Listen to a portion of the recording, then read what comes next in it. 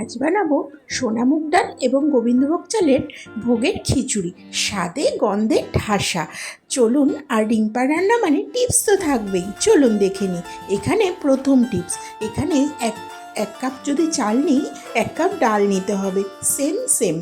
এটা সবার প্রথম মনে রাখতে হবে। তারপর ডালটা ভালো করে ধুয়ে নিয়েছি, ধুয়ে বেশ লাল লাল করে ভেজে নিতে হবে। মুগ ডালটা এখানে আমি খুব ভালোভাবে লাল লাল করে ভেজে তুলে নিলাম।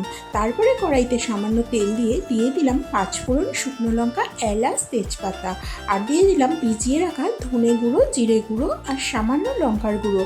আপনারা খিচুড়ি নিরামিষ মানেই জানেন সাদা জিরে, অনেকেই সাদা জিরে ফোড়ন দিয়ে করেন, কিন্তু এইরকম 5 ফোড়নে একবার ভোগের খিচুড়ি রান্না করে দেখবেন, তার স্বাদ অতুলনীয়। তারপরে দিয়ে দেব আদা বাটাটা মশলা কষার একটু শেষের দিকেই দিতে হয়। প্রথমে দিলে আদার মধ্যে পোড়া একটা গন্ধ আসলে ভীষণ বাজে লাগে খেতে।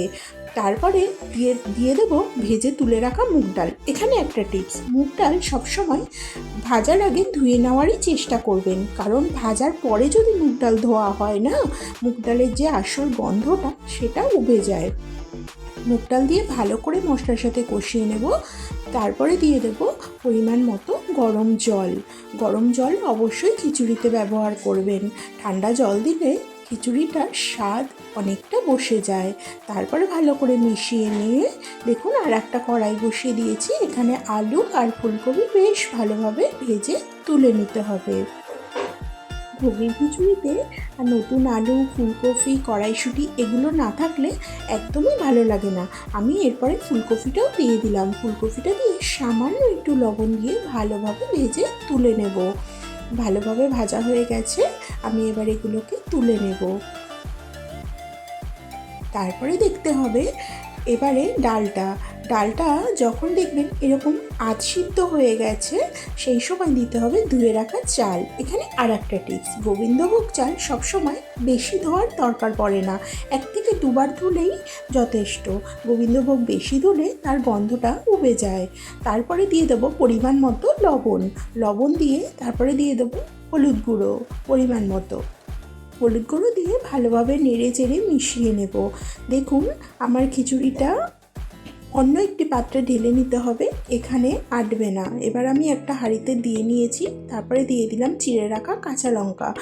চাল ডাল একদম ভালোভাবে সিদ্ধ হয়ে গেছে, তারপরে দিয়ে দেব টমেটো আর কড়াইশুঁটি দিয়ে ভালো করে মিশিয়ে নিতে হবে খিচুড়ির সাথে। এখানে আর একটা কথা বলে রাখি, খিচুড়ি লাস্টের দিকে কিন্তু অনবরত নাড়তে হবে, নিচে লেগে গেলে একদমই ভালো লাগবে না। ভালো করে মিশিয়ে নিয়ে ফুলকপিটা দিয়ে দিলাম। ফুলকপিটা দিয়েও খানিকক্ষণ রান্না করতে হবে। ফুলকপিটা ভেজেই সিদ্ধ করা ছিল, বেশি সময় লাগবে না। তারপরে দিয়ে দেবো কাজু কিশমিশ। ভোগের খিচুড়িতে একটু কাজু কিশমিশ না দিলে একদমই ভালো লাগবে না। তারপরে দিয়ে দেবো লাস্টে গরম মশলা গুঁড়ো আর সামান্য পরিমাণ চিনি। ভোগের খিচুড়ি তো একটু মিষ্টি হয়, তাই জন্য চিনিটা একটু দিতেই হবে। চিনিটা দিয়ে ভালোভাবে মিশিয়ে নিতে হবে। এই সময় দেখে নেবেন নুন টুন সব ঠিক আছে কি না। তারপরে দিয়ে দেবো ওপর থেকে শুকনো কাঠকলায় ভাজা মশলা আর 2 চামচ ঘি দিয়ে ভালো গ্যাস অফ করে ঢাকা থেকে 10 থেকে 15 মিনিট অপেক্ষা করুন এবং গরম গরম সার্ভ করুন। দেখুন, আমার ভোগের খিচুড়ি একদম রেডি হয়ে গেছে। কেমন হলো কমেন্টসে অবশ্যই জানাবেন, আর ভিডিওটি ভালো লাগলে একটা সাবস্ক্রাইব না করে যাবেন না। টাটা, সবাই ভালো থাকবেন, সুস্থ থাকবেন। ভিডিওটি দেখার জন্য অনেক ধন্যবাদ। টাটা।